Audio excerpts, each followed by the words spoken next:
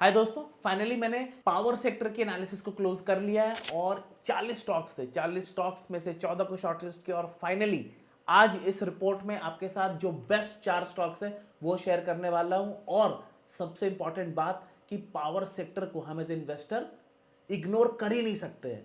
क्यों? क्योंकि power sector का डिमांड इतना कंसिस्टेंट और ह्यूज है, because we are a growing nation. तो आ जाओ, बहुत ही इंटरेस्टिंग स्टडी है और आउटकम उससे भी सुपर इंटरेस्टिंग है, क्योंकि जो स्टॉक्स निकल कर आए हैं वो मुझे लॉन्ग टर्म के लिए बहुत ही प्रॉमिसिंग लग रहे हैं। तो आ जाओ स्क्रीन पे स्टडी को स्टार्ट करते हैं। हाय दोस्तों, तो पावर सेक्टर के एनालिसिस को स्टार्ट करते हैं। सबसे पहले पावर सेक्टर के इंपॉर्टेंस को समझते हैं। जैसा कि मैंने अभी आपको बताया कि पावर सेक्टर को बिल्कुल भी इग्नोर नहीं किया जा सकता जस्ट बिकॉज ऑफ इस डिमांड। लेकिन डिमांड से परे हटके भी अगर और भी चीजों को देखते हैं तो India is rapidly moving towards renewables हो, चाहे वो स्टोरेज हो, ग्रिड एक्सपेंशन हो रहा है हर जगह पे। और जो इंडिया का टारगेट है 2030 तक 500 गीगावाट जनरेट करना from its non fossil sources, that's a huge target. और उसको करने के लिए गवर्नमेंट बहुत सारी पॉलिसीज, बहुत सारे स्टेप्स ले रही है। तो lot is happening in the sector.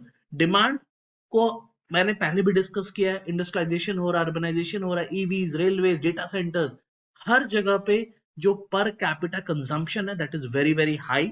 So it's a sector that you can bet upon, simply driven by it's demand. और सेक्टर को अगर थोड़ा और समझते हैं तो इस सेक्टर में होता क्या है, तो पावर जनरेशन होता है, पावर का फिर ट्रांसमिशन होता है, डिस्ट्रीब्यूशन होता है। हर एक सेक्टर के अपने रिस्क है, रिटर्न है। और हर सेक्टर में कुछ कुछ कंपनीज हैं जो काम कर रही हैं, गवर्नमेंट का बहुत सारा सपोर्ट है, और रेगुलेटेड रिटर्न्स हैं, और बहुत सारा कैपिटल इन्वेस्टमेंट भी होता है। और वो इन्वेस्टमेंट को करने के लिए भी इंडियन गवर्नमेंट ने स्ट्रक्चर बना रखा है। रिस्क है कुछ कुछ चीजें, बट चूंकि डिमांड काफी हाई है तो ये overall as an investor, as a research analyst, मैं इसको medium to low risk sector बोलूंगा।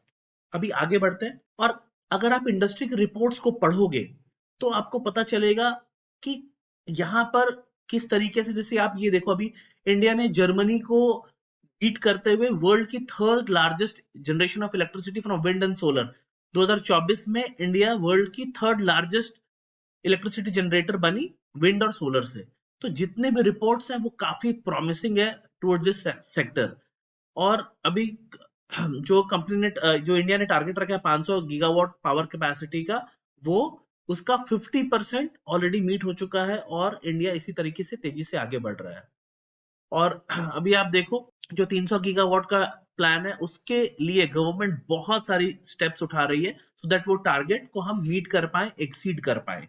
सो a very promising sector for all long term investors.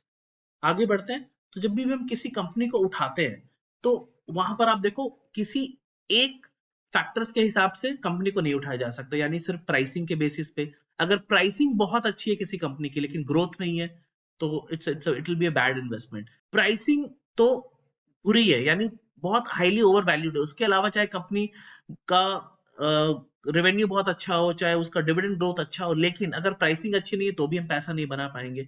तो जब इन्वेस्टमेंट की बात आती है तो it's very important for us as investors कि हम जो भी कंपनी को उठा रहे हैं वो काफी प्रॉमिसिंग दिखे हमें हर एक एंगल से। That is very very important. तो इसी तरीके से मैंने 40 प्लस कंपनीज को स्टडी किया, बहुत सारे मेट्रिक्स पे, और फाइनली जो मुझे 4 कंपनीज अच्छी लगी उसमें एक एक करके आपको बताता हूँ। सबसे पहला कंपनी है सुजलॉन। तो पहले कंपनी को समझते हैं। तो company renewable energy solutions provider है और प्रोजेक्ट एग्जीक्यूशन से लेकर ऑपरेशन से लेकर मेंटेनेंस सब कुछ करती है टरबाइन जनरेटर्स का। 20 प्लस गीगावाट की विंड एनर्जी इन्होंने अभी तक इंस्टॉल कर रखा है 17 कंट्रीज में, और 111 प्लस विंड फार्म्स कंपनी ने इंस्टॉल किया है। तो कंपनी का जो एक्सपीरियंस है वो काफी अच्छा है। अगर और अच्छे फैक्टर्स की बात करूं तो आप देखो, लार्जेस्ट विंड टरबाइन कंपनी है ये। और सुजलॉन के क्लाइंट्स की बात करूं तो ACC, Adani renewables, Aditya Birla group, Bajaj, GAIL, Hero, ITC, ONGC, Reliance, SBI, Tata, TVS, Vedanta. तो बहुत बड़ी लिस्ट है और सारे के सारे जो इनके क्लाइंटेल है वो काफी एलीट है। और अभी अभी कंपनी को 300 मेगावाट का टोरेंट पावर से भी इनको ऑर्डर मिला है। 20% मार्केट शेयर रखती है। तो ये कुछ अच्छे पॉइंटर्स है। अब बात करते हैं कंपनी के फंडामेंटल्स के बारे में। तो आप ये देखो, प्राइसिंग 22.5 अट्रैक्टिव है। आरओसी आरओई भी हाई डिजिट में है, high double digit, very very promising. Promoters का जो यहाँ पर आप देख रहे हो होल्डिंग, वो 11.75 है, वो लो है। लेकिन at the same time FIs और डीआईज का काफी हाई है 33%। Sales growth very very impressive 74% से कंपनी लगातार ग्रो कर रही है और ईपीएस ग्रोथ भी अच्छा है। PG 0.12, anything less than 1 is attractive. ये तो आप समझो 0.1 के आसपास है, तो क्लियरली कंपनी अंडर वैल्यूड दिख रही है। इसके अलावा अगर आगे मैं बढ़ता हूं तो अगर आप देखोगे टेक्निकल चार्ट तो 43% का करेक्शन हो चुका है, तो काफी अट्रैक्टिव लेवल पे है। इसमें मैंने जो एंट्री कर रखी है, मैं अभी सिर्फ 4-5% डाउन हूँ। 60,000 रुपए की इन्वेस्टमेंट कर रखा है, तो मैं अभी लगभग बॉर्डर लाइन पे हूँ, तो इसमें मैं और इन्वेस्टमेंट करने का प्लान कर रहा हूँ। तो मैं पावर सेक्टर में ऑलरेडी लगभग 14 लाख रुपए से इन्वेस्टेड हूँ अपने पोर्टफोलियो में से। वहां पर अब मैं अपॉर्चुनिटीज ढूंढ रहा हूँ कि कहाँ पे मैं और पैसे लगा सकता हूँ, तो उसी में ये 4 कंपनीज मुझे अच्छी लगी, उनमें से सुजलॉन एक है। और अगर आप देखोगे इसको 9 एनालिस्ट कवर करते हैं और 9 के 9 एनालिस्ट ने इसको बाय और स्ट्रॉन्ग बाय का इसको आप रेटिंग दे रखा है, तो एनालिस्ट का भी ये फेवरेट है। और स्टॉक की अगर स्कोरिंग आप देखेंगे इकोनॉमिक टाइम्स में तो 10 on 10 है। तो ओवरऑल जो समराइज किया है मैंने इसको, it's a value buy at current levels, sales growth is superb and there is a strong clientele, so I will definitely add more money here. Currently मेरा 60,000 रुपए लगा हुआ है, इसको मैं अभी 1 से 1.5 लाख तक पहुंचाऊंगा। जिस भी दिन इसमें और पैसे ऐड करूंगा हर बार की तरह आपको सेम डे बताऊंगा। आगे बढ़ते हैं दूसरी कंपनी की तरफ। अब बारी है अदानी पावर, मेरा लॉन्ग टाइम फेवरेट और काफी टाइम से ये एक ऐसी कंपनी है जहां पे मैं बहुत पहले से थोड़ा थोड़ा करके इन्वेस्ट कर रहा हूँ। आई थिंक मेरी पहली बाइंग कुछ 100 रुपीज या उसके अराउंड थी और मैं इस पे लगातार बाय किया, जब जब बाइंग किया तब तब आपको बताया है। तो कंपनी के बारे में it does not need any introduction, आप लोग सब, अदानी पावर काफी पॉपुलर कंपनी है। तो अदानी ग्रुप का पार्ट है और power generation, transmission, distribution, renewable energy और इंटरनेशनल पावर एक्सपोर्ट्स में भी काम करती है company. Good factors, of course one of the reason की अदानी ग्रुप का one of the winning company है। और एक और चीज इसमें बताऊं जो यहाँ पे लिखी नहीं है, जब हिंडनबर्ग का रिपोर्ट आया था तो अदानी पावर और पोर्ट्स ये एकमात्र ऐसी कंपनी थी जिसमें हिंडनबर्ग ने भी खुद बोला था कि यहाँ पे जो ये डाउनसाइड है वो 5 से 10% का, यानी उन्होंने अदानी इंटरप्राइजेस फॉर एग्जांपल उसको लिखा था कि 90% तक गिरेगा, लेकिन इसके बारे में लिखा था कि सिर्फ 5 से 10% ही गिरेगा। ये कंपनी मुझे ऑलरेडी मल्टी बैगर रिटर्न दे चुकी है और मेरे साथ साथ जिन्होंने स्टार्टिंग से मेरे साथ खरीदा उन सबको मल्टी बैगर रिटर्न दिया अदानी पावर ने। अभी भी होल्ड करता हूँ और आगे भी इसमें और इन्वेस्टमेंट का प्लान है। तो कंपनी इंडिया की टोटल पावर जनरेशन का 6% अकाउंट करती है और अगर आप देखोगे तो कैपिटल एक्सपेंडिचर भी काफी इंटेंसिव है इस कंपनी का। 14,170 करोड़ रुपए इन्होंने एलोकेट किया था एक्सपेंशन के लिए, एक्विजिशंस के लिए और टेक्नोलॉजी अपग्रेड के लिए। 13% एफआईज होल्ड करते हैं और प्रोमोटर के पास है 75% और इनका ओपीएम भी हाईएस्ट है इन द इंडस्ट्री। ओपीएम यानी operating profit margin, very very critical metric, तो 38% का हाइयर है। यहाँ पे आप फंडामेंटल्स देख लो, जितने भी फंडामेंटल्स है सब कुछ ऑसम है। सेल्स ग्रोथ 1.5% है, तो सेल्स ग्रोथ नहीं है, लेकिन जो आप ओवरऑल सेल्स का वॉल्यूम देखोगे तो हजारों करोड़ में है। तो वो इंपॉर्टेंट है क्योंकि ये अब कोई बिस्किट तो नहीं बना रही है कि बार बार नए कस्टमर एक्वायर करती रहेगी। तो ऑलरेडी सेट कस्टमर्स हैं जहां पे ये इलेक्ट्रिसिटी प्रोवाइड करती है, हजारों करोड़ का सेल करती है। और जितने भी फंडामेंटल्स चाहे वो प्राइसिंग हो, प्रॉफिटेबिलिटी हो, ईपीएस ग्रोथ हो, पीजी हो, ये सब कुछ अंडर वैल्यूड बता रही है कंपनी को। टेक्निकली यहाँ पे भी करेक्शन हुआ है क्योंकि सभी पावर की कंपनीज में अभी जब मार्केट बुरा था सब कुछ गिर रहा था, तो 25% का करेक्शन है। तो ओवरऑल समराइज कर रहा हूं, हाई प्रॉफिट ग्रोथ कंपनी है। पिछले 5 सालों में 66% का सीएजीआर ग्रोथ दिया है। डीआईज ऐड कर रहे हैं, बाय कर रहे हैं इसमें लगातार पिछले 11 क्वार्टर से, और मुझे ये लॉन्ग टर्म के लिए वैल्यू बाय दिख रहा है। तीसरी कंपनी के बारे में बात करूंगा, एनटीपीसी। तो NTPC one of my favourite companies. यहाँ पे मैं ऑलरेडी लगभग 1 लाख रुपए से इन्वेस्टेड हूँ और इसमें और पैसे ऐड करने का प्लान कर रहा हूँ। क्यों, इस एनालिसिस से समझते हैं। तो आप जो कंपनी है एनटीपीसी, पावर जनरेशन और बल्क पावर सेल, इसके अलावा स्टेट पावर यूटिलिटी सब में काम करती है। और अभी लेटली एनटीपीसी ने एनटीपीसी ग्रीन एनर्जी के थ्रू सोलर पे एक्सटेंसिवली काम करना शुरू किया है।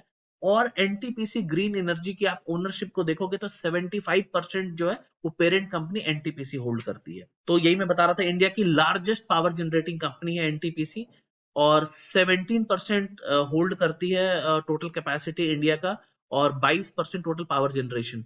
तो आप समझो वॉल्यूम वाइज अदानी पावर से भी ऊपर है एनटीपीसी। और long term gas supply agreement है इनका गेल के साथ में, जो कि जुलाई 26 तक वैलिड है। और एनटीपीसी का प्लान है 7.2 गीगावाट का थर्मल कैपेसिटी ऐड करने का भी अगले 1 से 2 सालों में, और कोल प्रोडक्शन को भी लगातार कंपनी बढ़ा रही है। फंडामेंटल्स सुपर सॉलिड है, चाहे वो कोई सा भी आप मेट्रिक ले लो, P, profitability, promoters, EPS growth, तो सब कुछ मुझे इस कंपनी का अच्छा दिख रहा है। यहाँ पे भी 30% का करेक्शन है। तो अच्छी बात यह है कि पावर सेक्टर में जो अभी करेक्शन आया है वो इस सेक्टर को बहुत अट्रैक्टिव बना रही है। मैंने यही चीज रेलवे सेक्टर के बारे में भी बोला था कि रेलवे सेक्टर में काफी टाइम से कोई रन नहीं आया, काफी गिरावट है, तो अट्रैक्टिव है। और सबको कॉन्ग्रेचुलेशन कि रेलवे ने इतना अच्छा रन दिया पिछले कुछ दिनों में ही हमारी एंट्री के बाद। तो मुझे पावर सेक्टर भी उसी तरीके से लॉन्ग टर्म इन्वेस्टर्स के लिए काफी प्रॉमिसिंग दिख रहा है। कंपनीज अच्छे वैल्यू पे है, हाई ग्रोथ है, and NTPC is definitely one of them. Summarise, तो मार्केट कैप के हिसाब से बात करूं तो वन ऑफ द लार्जेस्ट है पावर इंडस्ट्री का, फंडामेंटल्स अच्छे हैं, और क्लियर विनर दिख रहा है, और अंडर वैल्यूड भी है। तो मैं एनटीपीसी में भी और पैसे डालूंगा, स्पेशली इसके सोलर बिजनेस के वॉल्यूम को देखकर, पोटेंशियल को देखकर। Moving on to last company, PFC, power finance corporation, PFC. इसको मैंने सबसे पहले इन्वेस्ट किया था जब मैंने हाई डिविडेंड थीम पे एक एनालिसिस करी थी, 1-2 साल हो गए, तब मुझे ये कंपनी सबसे बेस्ट लगी थी, one of the highest dividend paying company जिसके फंडामेंटल अच्छे हैं, तो मैंने इसमें इन्वेस्ट किया था, अभी भी इन्वेस्टेड हूं।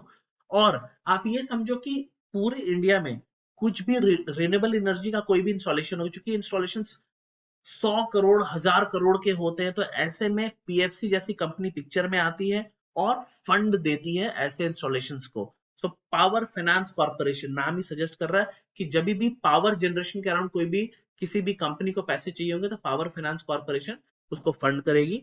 गवर्नमेंट का इसमें मेजोरिटी स्टेक है 56% का, और कंपनी जो मोस्टली लोन देती है, अच्छी बात यह है कि 82% लोन जो है गवर्नमेंट सेक्टर को देती है। तो इनके जो लोन्स होते हैं वो एक तरीके से सिक्योर्ड लोन है, गवर्नमेंट खुद ही लोन ले रही है। और लोन एसेट बुक देखोगे आप तो अभी 9 लाख करोड़ का इनका लोन एसेट बुक है। So very strongly placed company, fundamentals super solid, PE आप सिर्फ 5 के पीई पे मिल रही है, प्रॉफिटेबिलिटी हाई है, प्रोमोटर्स यानी गवर्नमेंट ऑफ इंडिया 51% होल्ड करती है। आप इसका सेल्स ग्रोथ भी देखो, बाकी कंपनीज में आपने देखा होगा जो मैंने शॉर्टलिस्ट किए उनका सेल्स ग्रोथ कम है, यहाँ पे आप देखो 15% से डबल डिजिट से कंपनी ग्रो कर रही है। ईपीएस ग्रोथ भी अच्छा है, और PG of 0.25 clearly suggest that it is under valued. आप यहाँ पे देखो इकोनॉमिक टाइम्स पे 10 on 10 का स्कोर मिला इस कंपनी को। अंडर वैल्यूड है क्योंकि 43% का करेक्शन भी हुआ है इस कंपनी में, और हाई डिविडेंड जेम है, under valued, it's value by. मैं इसमें इन्वेस्टेड हूं, लेकिन अभी और पैसा डालूंगा, हर बार की तरह जिस दिन इन्वेस्ट करूंगा आपको बताऊंगा। सो ये 4 कंपनीज थी दोस्तों जो मुझे सबसे प्रॉमिसिंग लगी पावर सेक्टर से। अभी इसके अलावा और भी बहुत सारी इंटरेस्टिंग स्टडीज मैं कर रहा हूँ जिसके बारे में आपको बताऊंगा। आप लोग बहुत सारा प्यार देते हो, आपके कमेंट्स पढ़ के बहुत मजा भी आता है, मोटिवेशन भी मिलता है, और मेहनत से काम करने का मन करता है। और इसी तरीके से अपना प्यार देते रहो, क्योंकि जो मैंने मिशन बनाया है वो ये कि फिनस्कूल 21 को इंडिया की most trusted finance research company बनाऊंगा। तो वो तभी पॉसिबल है जब मैं पूरी ईमानदारी से काम करूंगा, और आपका प्यार इसी तरीके से मिलता रहेगा। तो बाय दोस्तों, लव यू, टेक केयर। सब लोग साथ में सीखेंगे, साथ में ग्रो करेंगे। थैंक यू दोस्तों इतना सारा प्यार देने के लिए।